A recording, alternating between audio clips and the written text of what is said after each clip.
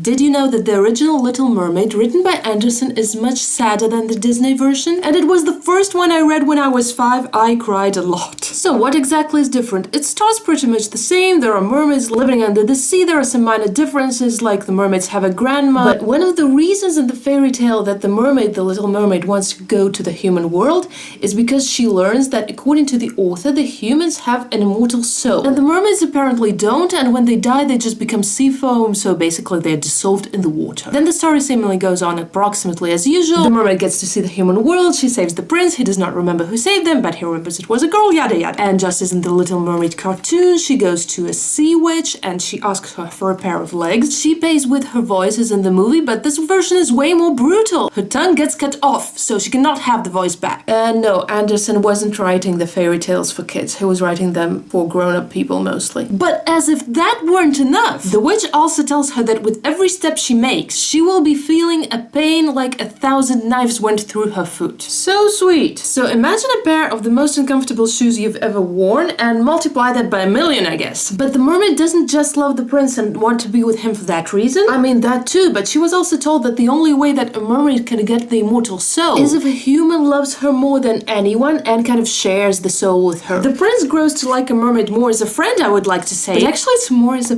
pet. She lives in the palace, she dances very beautiful, even though this is terrible pain for her because remember about the 1,000 knives? The witch does not try to steal the prince, however. She gets to keep the mermaid's voice anyway, so she doesn't really care. The prince just gets introduced to a princess from another kingdom, and here's the weird part. For some reason he thinks that is the girl who saved him, and she does not try to dissuade him anyhow. So they're having a wedding, and the Little Mermaid knows that this is her last night on Earth because with the sunrise, she will turn into sea foam. And many people think the tale just ends here. The mermaid dies and that's it, but no. First of all, her sisters show up, they made a deal with the witch, gave her their beautiful hair, and got a knife for the mermaid so she can kill the prince and keep her own life. But of course she does not do it. Instead, she dances all night at their wedding, like there is no tomorrow because there isn't for her, and then she throws herself into the sea foam at sunrise. However, she does not exactly die, but instead, she sees children of the air, who actually remind of ghosts a lot. They're transparent and nobody else can see them. And they tell her that since she's such a good person, she gets to now kind of hang out with them for 300 years,